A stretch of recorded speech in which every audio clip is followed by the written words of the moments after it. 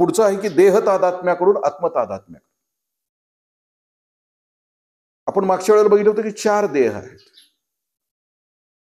आपल्या स्थूल देहाला आणि सूक्ष्म देहाला जे जे वाटतं ते आपण म्हणजे त्याच्याशी आमचं प्रचंड तादात्म्य असतं. देहाविषयी आणि मनाचा जो आहे सूक्ष्म देह आहे त्या दोन्ही विषयी तुमच्या माझ्या मनामध्ये प्रचंड आसक्ती, तादात्म्य देहाचं. आपल्या देहाला जरासं जरी दुःख झालं तर ते सहन होत नाही, इतकं तादात्म्य असतं आपलं. किती तादात्म्य असावं आपल्याला माहिती आहे की तुम्ही त्या व्हॉट्सअप युनिव्हर्सिटीमध्ये ते इंजेक्शन करायला एका पोराला ते डॉक्टर आहे, ते पोरग किती शिव्या देते त्याला डॉक्टरला, अगदी घाणेरड्या शिव्या देत आहे. तुमच्या माझ्या बाबतीत सुद्धा नुसतं इंजेक्शन जरी आपल्याला दिसलं तरी आपल्याला त्रास होतो. देहाचं इतकं तादात्म्य असतं. देह तादात्म्याकडून ते म्हणतात की आत्मतादात्म्याकडे. देहाचं कुठलंच दुखणं तुमच्या माझ्या मनाला, देहावर किती वेदना आहेत, दुखणं, खुपणं, लसणं, टोचणं, बोचणं, चिमटा घेणं, देहाची वेगवेगळी दुःख आहे, त्याच्याशी आमचं इतकं तादात्म्य असतं की ते दुःख देहाचं जे तादात्म्यपणामुळं देहाचं दुःख सुद्धा आम्हाला सहन होत नाही. मी आता 2 उदाहरणं आपल्याशी शेअर करतो.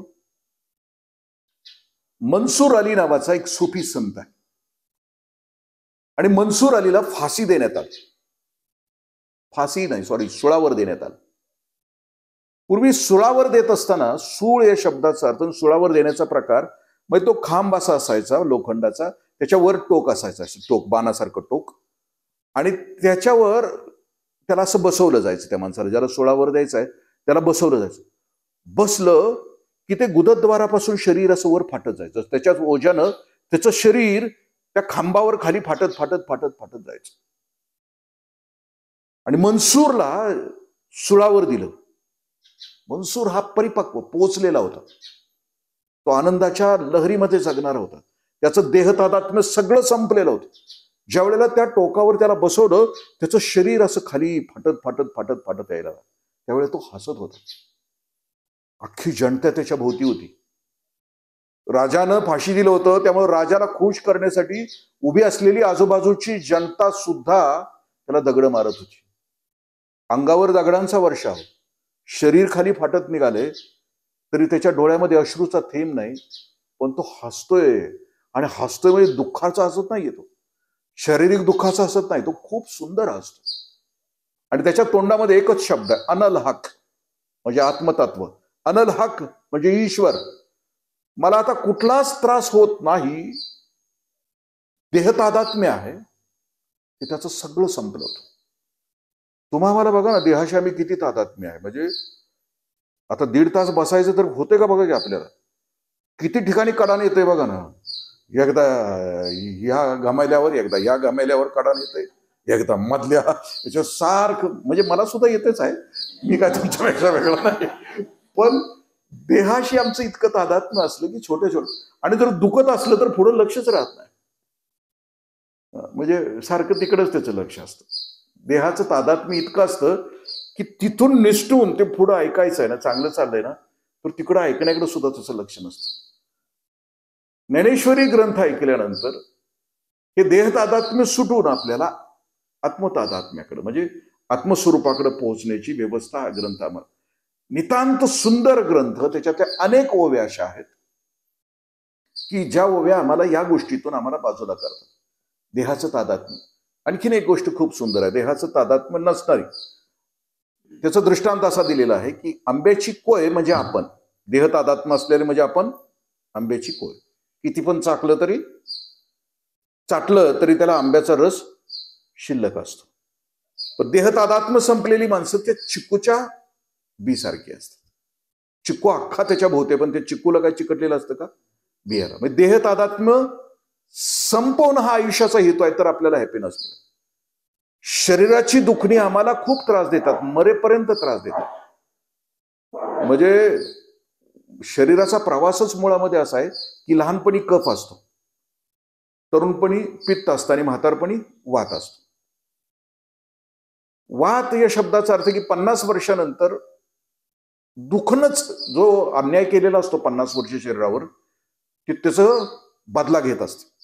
50 वर्षानंतर सगळ्या बिजागऱ्या घायला येतात.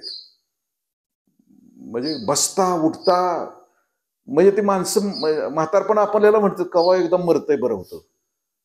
गुडघ्याचं दुखणं सुरू झालं की म्हणते गुडगा गुडगा गुडगा. जे दुःख होतं त्याच्याशी इतकं तादात्म्य असतं की जीव नकोसा होऊन जातो. पण जरी हे दुखणं असलं तरी देह तादात्म्याकडून सुखरूपत्वाकडं म्हणजे आत्मतत्वाकडं ठाकूर सॉरी रमण महर्षी त्यांच्या हाताला फोड उठला होता इथं. ती कॅन्सरची गाठ होती. डॉक्टरना दाखवल्यानंतर डॉक्टर असं म्हटले की मी काढून टाकूया, आपण भूल देऊया मग काढूया. महर्षी असे म्हटले की नाही, मला तुम्ही भूल देणार असाल तर मी नाही काढणार, मला राहू दे मध्ये काय फरक पडत नाही. ते निघून हॉस्पिटलच्या बाहेर बाहेर गेल्यानंतर बाकीचे सांगतात अरे खूप मोठे महर्षी आहेत. आणि त्या म्हटले समजा ते काढताना बीपी वाढला त्यांचा, आणखीन काय झालं ते ओरडायला लागले, तर मग कसं करायचं. ते शिष्य म्हटले काही होणार नाही. आणि महर्षींचं जे ऑपरेशन झालं, कॅन्सरचं ऑपरेशन झाले, या जगातली अशा खूप थोड्या सर्जरी आहेत. एक हरिवंश राज म्हणून एक राजे आहेत उत्तर भारतातले, त्यांची एक सर्जरी तशीच झाली आहे की विदाऊट भूल, कोणतंही नाही, क्लोरोफॉर्म नाही, संपूर्ण शरीर बेशुद्ध करू नये. तर ते जो हात कापलाय त्यांचा कुठलीही भूल न देता आणि पूर्ण विदाऊट भूलीचं. देह तादात्म्य या शब्दाचा अर्थ लक्षात आला नसतो. देह तादात्म्याकडून तादात्म्याकडे किती मोठी त्यांची साधना असेल किंवा ज्ञानेश्वरी किती त्यांच्या हृदयामध्ये मुरलेली असेल. अख्खं ऑपरेशन दीड तासाचं ऑपरेशन, ज्याच्यावर खूप काम चालू आहे. म्हणजे सगळ्या नर्व्ज, जेवढ्या वेदनांच्या जेवढे तंतू आहेत तुमच्या माझ्या शरीरातले, त्या सगळ्या तंतूनं मेंदूकडे एकच मेसेज जातो आहे की दुखतंय दुखतंय दुखतंय. दुखणं सहन करून सुद्धा ते ऑपरेशन होत आहे. देह तादात्म्याकडून आत्मतादात्म्याकडे. पुढे ते असं म्हणतात की जगत सत्यत्वाकडून ब्रह्मसत्यत्वाकडे. आता जे आपल्याला आहे ना, ते आपल्याला हे सगळं खरं वाटतंय. म्हणजे जग आपल्या अवतीभोवतीचं सगळं टीव्हीवरनं आपल्याला दिसतंय. अमेरिकेत काय चाललंय, कॅनडानं भारताविषयी काय केलंय, आपण भारत आता कॅनडाविषयी काय करताय, हे जगाचं सत्य आहे. ते जग आत्तामध्ये आम्ही राहतोय, आम्ही ते सगळ्याला आपल्याला सत्य वाटताय. पण ते सत्य सत्य नाही, कारण ज्ञान झाल्यानंतर ते संपणार आहे. वेदांतामध्ये त्याचा एक खूप सुंदर दृष्टांत आहे. वेदांत काय म्हणतं की हा भ्रम आहे सगळं, जगत सत्य हे आम्ही जगतोय भ्रम आहे. वेदांतामध्ये त्याचा एक दृष्टांत असा दिलाय की एखादी अंधारामध्ये एखादी दोरी पडली, अंधारामध्ये दोरी पडली, अंधुक प्रकाश आहे, अंधारातल्या त्या अंधुक प्रकाशामध्ये ती दोरी आपल्याला सापासारखी दिसते. सापासारखी दिसली की ते आपल्याला त्याचं भय वाटते, भीती वाटते, अरे साप म्हणून. आपण अंधारात दोरी दिसली की सर्प रज्जू, त्याला असं तो सिद्धांत असा.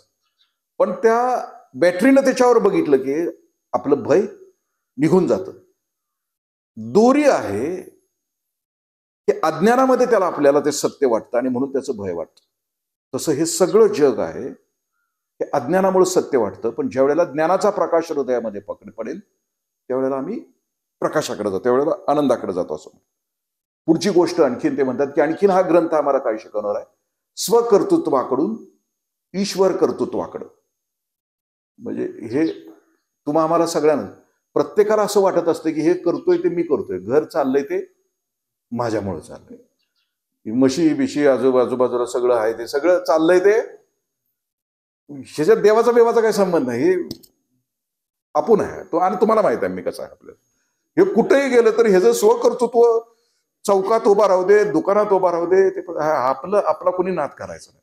कशाला तुझा कोण नाद करत, तू कसा आहेस आम्हालाही माहित आहे, तुलाही माहित.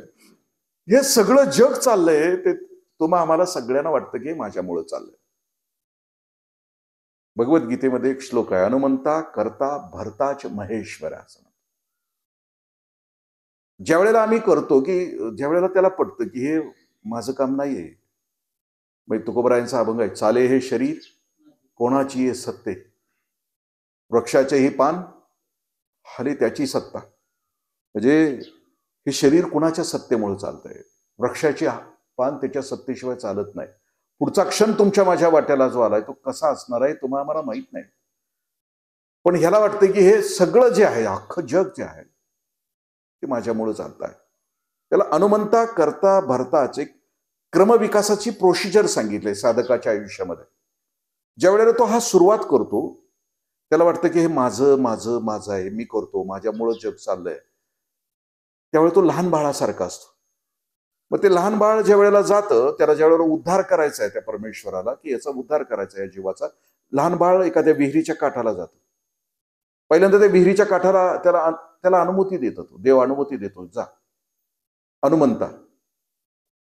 आणि विहिरीत पडायच्या आत त्याला वाचवतो आणि आपल्या बाजूला आणतो, आपल्या बाजूला घेतो.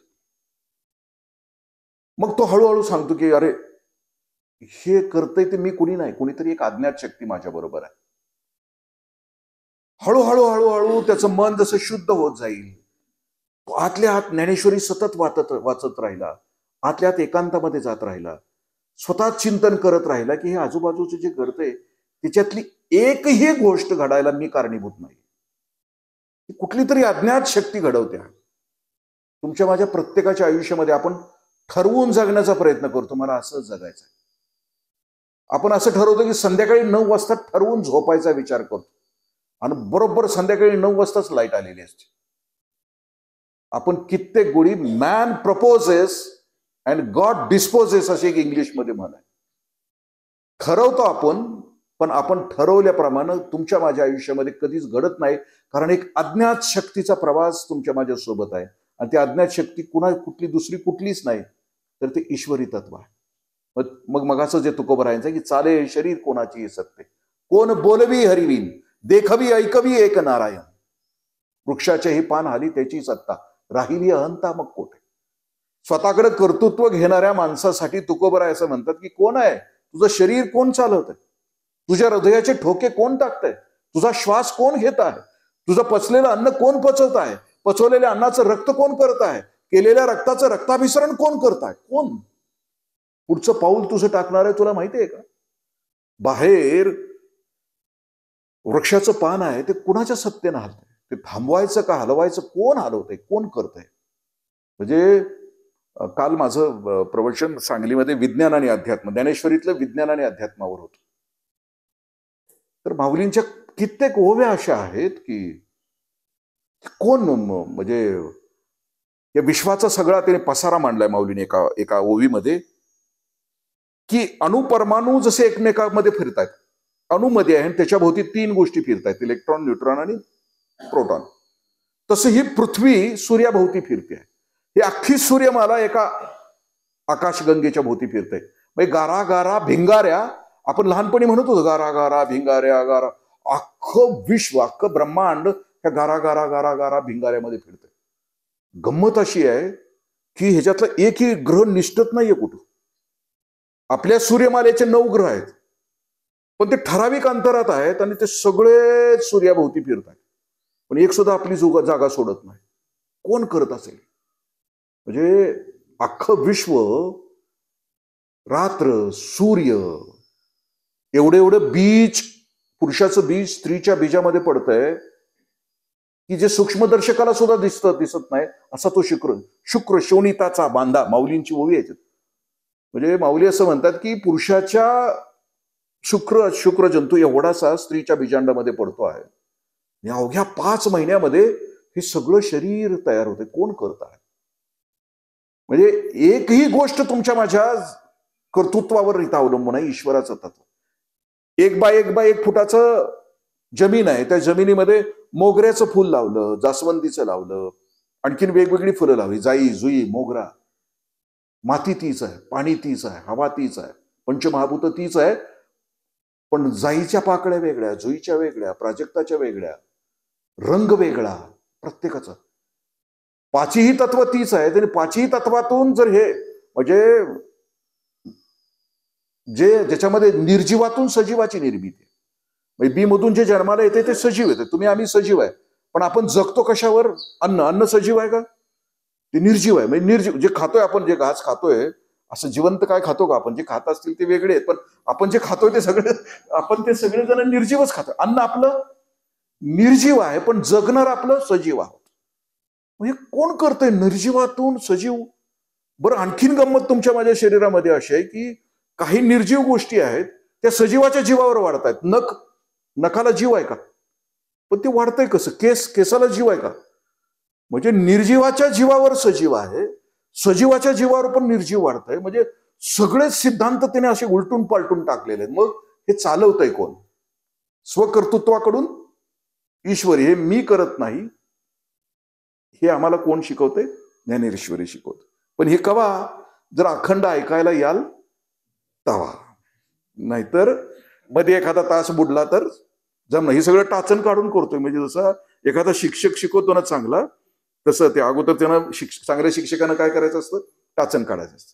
मग ते सकाळी गेल्या गेल्या प्रार्थनेच्या अगोदर हेडमास्टरना दाखवायचं असतं, हे मी आज दिवसभर हे हे हे हे सगळं शिकवणार. मग ते हेडमास्टरने त्याच्यावर खुणा करायचे असते, बाबा हे असं असं ह्याच्याप्रमाणे टाचण मंजूर करून घ्यायचं असतं. दुर्दैवानं हे मला कोणाकडून धरता येत नाही, कारण माझे सद्गुरू नाहीयेत, हयात नाहीयेत. ते असते तर कदाचित मी रोज त्यांच्याशी बोललो असतो. पण हे टाचण काढून मी ह्यासाठी करतोय की तुमचा विकास होतोय की नाही मला माहित नाही, व्हायचा की नाही मला पण माहित, पण मी माझ्या आत्मानंदामध्ये मग्न असतो. रोज 2-3 तास तरी या ग्रंथाच्या सोबत माझे जातात. मग आता आपलं ठरलं, मी कुठलं आता तत्व सांगितलं? क्रियाशून्यतेकडून क्रियाशीलतेकडं. आणखीन काय बदल करणार आहे ज्ञानेश्वरी तुमच्या माझ्या आयुष्यामध्ये? आम्हाला असं पूर्वपार सांगितलेलं आहे की संन्यास घेतला की तो मिळतो, परमेश्वर मिळतो. मग क्रियाशून्य झालं, कर्मच करायचं नाही. संन्यासामध्ये काय सांगितलंय आम्हाला? की कर्मच करायचं, गपचूप अखंड एकच करायचं, खायचं प्यायचं नामस्मरण घ्यायचं. पण माऊली तसं सांगत नाहीये. ज्ञानेश्वरीचे 3 भाग केलेत सर. ढोबळमानानं 3 भाग केलेले आहेत. पहिला आहे कर्माचा भाग, दुसरा आहे उपासनेचा भाग, आणि तिसरा आहे तो ज्ञानाचा भाग. पहिले 6 अध्याय आहे ते कर्म कसं असावं त्याच्यावर आहे. दुसरे 6 अध्याय ते उपासना कशी असावी त्याचा भाग आहे. आणि तिसरे 6 अध्याय तो ज्ञान काय, ज्ञान म्हणजे काय, आत्मस्वरूप म्हणजे काय, त्याच्याविषयीचं चिंतन. संसारातल्या सगळ्या गोष्टी परिहार्य आहेत. तुमच्या माझ्या आयुष्यामध्ये जे घडणार आहे ते घडणारच आहे, ती परिहार आहे, चुरकू शकत नाही, कारण आम्ही प्रारब्ध घेऊन आलेलो आहे. पण परमार्थ हा अपरिहार्य आहे. समज तुम्हाला साधना ही करावीच लागणार. उपासना जर तुम्हाला परमेश्वर हवा असेल तर साधना ही अपरिहार्य आहे. 2ऱ्या आणि 4थ्या रविवारी म्हणजे यावंच लागणार आहे, इच्छा असो अगर नसो. जर हे आपल्याला बरं वाटतंय असं वाटत असेल तर ते यावंच लागणार आहे. सकाळी उठल्यानंतर संध्याकाळी जी आमच्या वाट्याला आलेली उपासना आहे, ती उपासना म्हणजे उपासना ही अपरिहार्य आहे, ती जाणीवपूर्वक करावी लागणार आहे, क्रियाशून्य लावून चालणार नाही. म्हणजे हा प्रवास ज्ञानेश्वरी आम्हाला शिकवते की क्रियाशून्यतेकडून क्रियाशीलतेकडे आमचा प्रवास झाला पाहिजे. पुढची गोष्ट ते म्हणतात की आसक्तीकडून अनासक्तीकडे. आणखीन हा ग्रंथ आम्हाला कुठं घेऊन जाणार आहे? मगाशी त्याच उदाहरणामध्ये, प्रभू रामचंद्रांच्या उदाहरणामध्ये आसक्तीकडून अनासक्तीकडे. राजा दशरथानं म्हणजे प्रभू रामचंद्राच्या राज्याभिषेकाचा निर्णय राजा दशरथाने कधी घेतलाय? राजा दशरथ त्या दिवशी आरशासमोर उभा आहे आणि दशरथाच्या असं लक्षात येतं आरशासमोर उभा असताना की त्याच्या कानामागचा एक केस पांढरा झाला. राजा दशरथाला कानामागचा एक केस पांढरा झाला म्हणजे त्याच्या लक्षात आलं की कर्णमुळी जरा सांगोनी आली. तुकोबराय काय म्हणतात? कानामागचा केस पांढरा झाला, जरा म्हणजे वृद्धत्व. आता पांढरे केस अगदी तरुण वयामध्ये सुद्धा होतात, म्हणजे आत्ताच्या पोरांचे होतात, ते दूषित गोष्टीमुळे होत आहेत ह्याच्यामुळे. पण शक्यतो 40व्या किंवा 35व्या वर्षी ती नोटीस येते, म्हणजे कानामागचा केस पांढरा होण्याची. आता मी आज डांबरीकरण केलंय त्यामुळे तुम्हाला दिसणार नाही, नाहीतर सगळेच पांढरे केस आहेत. ज्या दिवशी राजा उभा राहिला दशरथ, एकच केस पांढरा दिसला. आरशासमोर उभं राहिल्यानंतर राजाला साक्षात्कार झाला की मी आता म्हातारा झालोय ना, आता माझ्या राज्याच्या किल्ल्या पुढच्या पिढीच्या ताब्यात दिल्या पाहिजेत.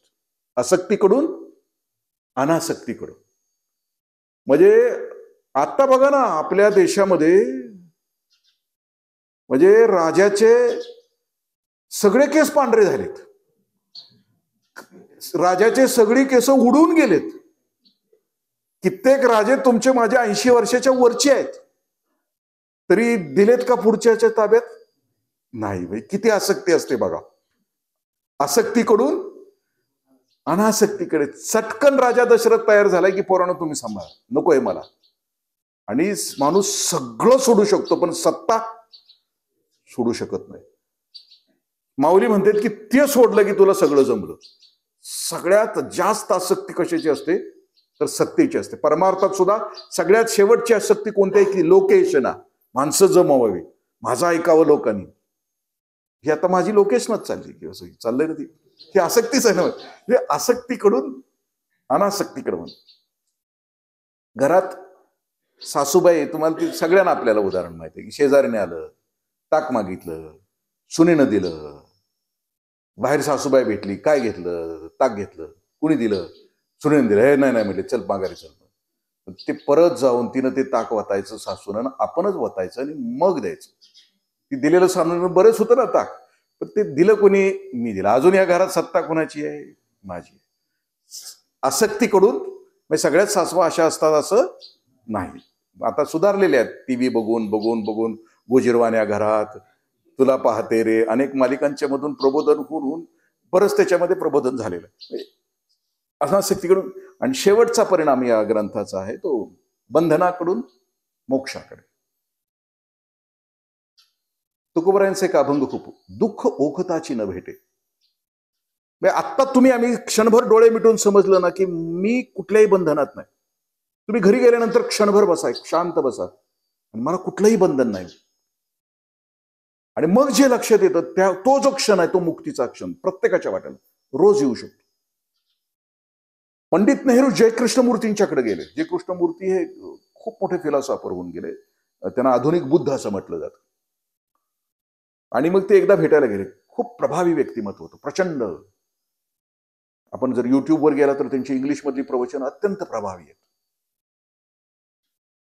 त्यांचा चेहराही खूप सुंदर आहे. म्हणजे बुद्धत्वाला पोहोचलेल्या माणसाचं तुम्ही जय कृष्णमूर्तींचं जरी युट्यूबवर बघितलं प्रवचन, त्यांच्या चेहऱ्याकडे बघितलं की जाणवतं की हा माणूस आपला नाही, खूप वेगळ्या विश्वातला.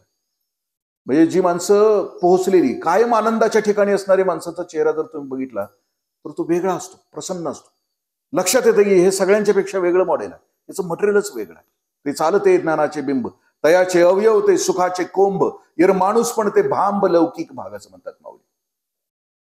आणि गेल्या गेल्या पंडित नेहरूजी असं म्हणतायत त्या पंडित नेहरू जे कृष्णमूर्ती ना की मला तुमच्यासारखं द्या ना, मला तुमच्यासारखी प्रसन्नता द्या ना, मला तुमच्यासारखा, तुम्ही किती छान दिसता, तुमचा चेहरा किती प्रसन्न आहे, कुठलाही तणाव नाहीये. आता आपल्याकडे बघितलं की किती तणाव आहे सांगण्याची आवश्यकता नाही. पेशीमध्ये तणाव आहे, प्रचंड तणाव. पण जी मोकळी झालेली माणसं असतात, बंधनात नसतात कोणतेही, पूर्णत्वाला पोहोचलेली मुक्त, जीवनमुक्त जी माणसं असतात, त्यावेळेला एक खूप सुंदर वाक्य आहे जे कृष्णमूर्तींचं. ते पंडित नेहरू असं म्हणतात, can you give me the whole moment of your life? In that moment you are not the prime minister of India, you are not father of Indira Gandhi. ते असं म्हणतायत की जे कृष्णमूर्ती नेहरूजी, तुम्ही तुमच्या आयुष्यातला एक क्षण मला असा द्याल का की ज्या क्षणामध्ये तुम्ही भारताचे पंतप्रधान नाही आहात, की ज्या क्षणामध्ये तुम्ही तुमच्या बायकोचा नवरा नाहीये, की ज्या क्षणामध्ये तुम्ही तुमच्या मुलीचा बाप नाहीये, असा जो क्षण. कारण तुमच्या माझ्या आयुष्यातला प्रत्येक क्षण बघितला तर तो कुठंतरी चिकटलेला आहे, तो बंधनात आहे. तुम्ही आम्ही बंधनात काय, कारण हे सगळं आम्हाला चिकटलेलं आहे. बंधमुक्त माणूस आहे त्यावेळेला तो निरंतर हॅपीनेसमध्ये असतो, निरंतर सुखामध्ये असतो. आणि तो या ग्रंथानं आमच्या आयुष्यामध्ये ह्या 7 गोष्टीमध्ये परिवर्तन. आजच्या आपल्या प्रवचनामध्ये आपण 7 गोष्टी बघितल्या की अज्ञानाकडून ज्ञानाकडे, सुखदुःख रूपत्वाकडून सुखरूपतेकडे, देहतादात्म्याकडून आत्मतादात्म्याकडे, जगत सत्यत्वाकडून ब्रह्मसत्यत्वाकडे, स्वकर्तृत्वाकडून ईश्वर कर्तृत्वाकडे, क्रियाशून्यतेकडून क्रियाशीलतेकडे, आसक्तीकडून अनासक्तीकडे, बंधनाकडून मोक्षाकडे. म्हणजे तुमचं पाठ होऊ दे न होऊ दे, माझं झालं. तुम्हाला सांगतो ज्ञानेश्वरीला सुरुवात होते. आता ह्या ज्ञानेश्वरीमध्ये गीतेमध्ये 4 पात्र आहेत. गीतेमध्ये भगवान श्रीकृष्ण आहेत, गीतेमध्ये अर्जुन आहे, गीतेमध्ये संजय आहे आणि धृतराष्ट्र. ज्ञानेश्वरीमध्ये आणखीन 2 पात्र, 2 जास्त आहेत. स्वतः ज्ञानेश्वर आहेत आणि समोर निवृत्तीनाथ महाराज आहेत. 6 जण आहेत ज्ञानेश्वरीमध्ये. गीतेमध्ये या 4 पात्रामध्ये जाता जाता वेळ संपली आहे, पण या 4 विशेष फक्त आपल्याला बघूया. युद्ध सुरू होणार होतं. आता गीतेचा विशेष मुळात युद्धाच्या रणभूमीवर आहे. युद्ध सुरू होणार होतं म्हणून भगवान श्रीकृष्ण धृतराष्ट्राकडे आलेत आणि ते धृतराष्ट्राला असं म्हणतायत की तुला डोळे देऊ का, म्हणजे युद्ध बघायला. धृतराष्ट्र म्हणते आता ह्या वयात देऊन काय करणार, जेवढं पाहिजे होते त्यावेळेला दिले नाही, अख्खं आयुष्य निघून गेलं. माणसं कशी असतात बघा, देव पुढे उभा आहे, डोळे द्यायला तयार आहे आणि धृतराष्ट्र म्हणतोय नको. तो म्हणतोय की मग तुला रणांगणावरच सांगण्यासाठी मी कोणाला तरी दिव्यदृष्टी दिली पाहिजे, मग कोणाला देऊ. संजय हा इमानदार नोकर आहे आणि धृतराष्ट्र म्हणतो की माझ्या संजयला दे. संजयाचं भाग्य किती मोठं आहे बघा, त्यानं अख्खी गीता ऐकलीये, गीतेचा श्रोता आहे तो अर्जुनानंतर. धृतराष्ट्र आहेच पण ती धृतराष्ट्राचा काय उपयोगच नाही, त्यानं ऐकलंय ते. तो किती भाग्यवान आहे. त्याच्यावर ज्ञानेश्वरीचा परिणाम काय झालाय माऊलींनी एका ओळीमध्ये सांगितलं की त्यानं ऐकल्यानंतर, बघितल्यानंतर, विश्वरूप बघितल्यानंतर तो उल्लसित झाला. एकमेव भाग्यवान आहे अर्जुनाच्या नंतर विश्वरूप दर्शन घेणारा. आणि कशाचं फळ आहे? केवळ इमानदारीचं फळ, केवळ स्वामीनिष्ठेचं फळ आहे. धृतराष्ट्राची उत्कृष्ट सेवा केली, त्याचं फळ त्याला दिव्यदृष्टी मिळाली, भगवंताचं दर्शन, डोळ्याने दर्शन आणि कानाने भगवद्गीता ऐकण्याचं भाग्य त्याला मिळालं. तिसरं पात्र आहे की ते अर्जुन आहे. गंमत अशी आहे, श्रीकृष्णाला चॉईस घेऊन आणलेला आहे. म्हणजे युद्ध सुरू झालं ना त्यावेळेचा तो प्रसंग आपल्याला सगळ्यांना माहिती आहे की सुरू झालं आणि त्यावेळेला सगळे राजे राजवाडे आपल्या बाजूला वाढायचे असतात. आता महायुद्धच होणार होतं. तर हे श्रीकृष्णाच्या जवळ गेले आणि आपल्याला माहिती आहे की अर्जुन आणि दोघांनी काय पाहिजे ते मागितलेलं आहे. त्यातला अर्जुन हे तिसरं पात्र आहे. आपण ती घटना आपण पुढच्या प्रवचनामध्ये. अर्जुन हा रुजुता आहे असं म्हणतात. अर्जुन शब्दामध्ये रुजुता नावाचा शब्द आहे, सरळ. जो सरळ वागतो त्यालाच तत्वज्ञान कळतं, त्यालाच फिलॉसॉफी कळते. जे गुंतागुंतीचं जगतंय त्याला आम्ही म्हणतो ना, आम्हाला का नाही समजत. बाकीच्या 4 पांडवांना नाहीये सांगितलेलं, धर्मराजाला, भीमाला, नकुल सहदेवाला. 5 पांडव आहेत. खरं तर तो द्वारकेचा राणा पांडवांच्या घरी आहे, तो जरूर आहे. 5 पांडवांच्या सोबत व्यवहारिक जगामध्ये तो जरूर आहे. 5 पांडवांचा तो उद्धारक जरूर आहे, त्यांना प्रेरणा देणारा तो जरूर आहे. पण जगातलं सर्वश्रेष्ठ तत्वज्ञान, म्हणजे जगातलं सगळ्यात अनमोल अशी गोष्ट देताना तो 5 पांडवांना देत नाही, त्यातला एकाचीच निवड करतो आणि तो देतो फक्त अर्जुनाला देतो. कारण अर्जुन त्याच्या मनामध्ये असूया नाहीये, कुणाबद्दलही त्याच्या मनामध्ये द्वेष नाही, कुणाच्याही बद्दल त्याचं मन सुमन आहे, त्याची बुद्धी सुबुद्धी आहे. अर्जुनालाच का ओव्याच्या ओव्या आहेत अर्जुनाच्या बद्दलच्या. अर्जुनाचं मन आहे ते अत्यंत चांगलं मन आहे. अर्जुनाची बुद्धी आहे ती सुबुद्धी, अत्यंत चांगली बुद्धी. म्हणजे तुम्हा आम्हाला ज्ञानेश्वरी समजून घ्यायची असली तर अर्जुनासारखं व्हावं लागेल. काही नाही जमलं तर सुमन आणि सुबुद्धी, चांगलं मन ठेवलं आणि चांगली बुद्धी ठेवली तर ज्ञानेश्वरी समजायला सोपी आहे. पण ज्ञानेश्वरी आणखीन कशी आहे, म्हणजे शंकर पार्वतीला सांगतोय की गीता तत्व काय, नित्य नूतन. ही नित्य नूतन गीता तत्व काय आहे, तर आम्ही जेवढे शांत होऊ, आम्ही जेवढे प्रसन्न होऊ, तेवढं शांत आणि प्रसन्न होऊ, तितका गीतेचा अर्थ तिथपर्यंत आम्ही पोहोचणार. माऊलींना जो अर्थ सांगायचा तिथपर्यंत पोहोचायचा असेल तर माऊलींच्या इतकी शुद्धता, माऊलींची इतकी प्रसन्नता, माऊलींची इतकी पवित्रता आमच्या जीवनामध्ये आली तर ज्ञानेश्वरीची ओवी जशी माऊलींना सांगायचे तशीच्या तशी आमच्या हृदयामध्ये प्रकट होईल. पण कधी? त्यावेळेला. म्हणून भगवान शंकर असं म्हणतात की कशी आहे ज्ञानेश्वरी, कशी आहे गीता तत्व, नित्य नूतन. ती नित्य नूतन का आहे? कारण जितकी माझी मनाची शांतता, जितकी पवित्रता, तितकी ती माझ्या मनामध्ये प्रकट होणार. 4 पात्र मी आता सांगितली भगवान श्रीकृष्ण. या 4ही पात्रांच्या विषयी आपण बोलणार आहोत. पण समारोपामध्ये असं म्हटलं जातं की ज्या वयात ज्ञानेश्वरी लिहिली जाते त्या वयात ज्ञानेश्वरी वाचली गेली पाहिजे. तरुण पोरं आहेत, सुदैवानं घारेवाडीला येणारी पोरं तरुण आहेत, तिथं त्यांच्या समोर मी बोलतो ज्ञानेश्वरी, पण ते काही जण करतायत सुद्धा. आपल्याला हा ज्ञानेश्वरी हा विषय झालाय तो म्हातारपणाचा विषय झालाय सगळ्यांचा. आता आपले सगळ्यांची वय सुद्धा आता बऱ्या आपल्या इथं उपस्थित असणाऱ्यांच्या पैकी बऱ्याच जणांची कौलं उडून गेलेली आहेत, जी शिल्लक आहेत ती रंगवलेली आहेत. म्हणजे सगळं झाल्यानंतर हा विषय, हा 60 नंतरचा विषय आम्ही ठरवून टाकलं. पण जीवनाचा आनंद हीच गोष्ट मुळात ज्ञानेश्वरी. म्हणजे 60 नंतर जर असतं माणसाचं ज्ञानेश्वरी वाचणं तर माऊलींनी 60व्या वर्षी लिहिली असती ना. म्हणजे सगळं रस घेऊन झाल्यानंतर तू याच्या नादाला लाग म्हणून 60. पण माऊलींनी दिशादर्शन करताना सुद्धा ज्ञानेश्वरी लिहिली ती 16व्या वर्षीच लिहिली, ती 60व्या वर्षी नाही लिहिलेली. पण आपण ज्ञानेश्वरीला सुरुवात कधी करतो? आजोबा ज्ञानेश्वरी घेऊन बसतात, त्यांचं नातू येतो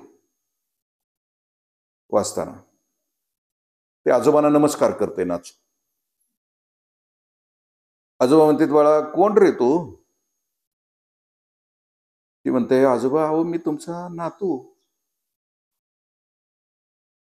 कुणाचा मुलगा तू?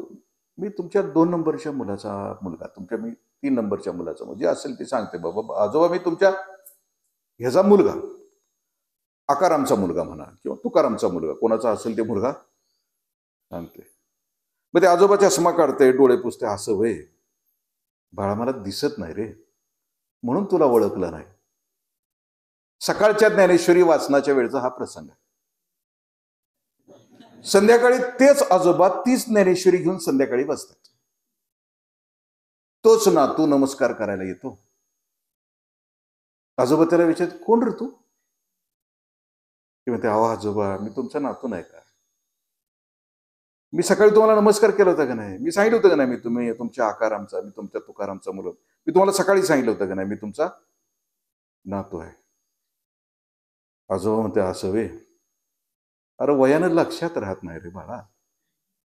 ज्या वेळेला दिसत नाही, ज्या वेळेला लक्षात राहत नाही, तेव्हा ज्ञानेश्वरी वाचून आयुष्याचा काय उपयोग आहे का? म्हणून माऊली म्हणतात की ज्या वयात ज्ञानेश्वरी लिहिली गेली त्या वयात ज्ञानेश्वरी वाचली गेली पाहिजे, तरच आयुष्यामध्ये पर्पज, आयुष्याचा ultimate aim of the life is the only happiness. म्हणजे आपल्या आयुष्यामध्ये निरंतर आनंदाचं सौख्य भोगायचं असेल तर आत्ताच याच क्षणाला झडझडवणी वहिला निग ये भक्तीची ये वाटे लाग जिये पावसी अव्यंग निजधाम माझे. माऊलींची ओवी खूप सुंदर आहे. तुला आत्ता पटलं असेल तर या क्षणाला झडझडवणी वहिलानी ये भक्तीची ये वाटे लाग जिये पावसी अव्यंग. म्हणजे असं सुख तुला मिळेल की ज्या सुखामध्ये कुठलंही व्यंग नाही. निर्दोष सुख तुझ्या वाट्याला येईल, निरंतर येईल, शेवटच्या क्षणापर्यंत येईल. आणि म्हणून आत्ता लगेच चालू पड असं म्हणतात. रामकृष्ण हरी. 5-10 मिनिटं जास्त हरी.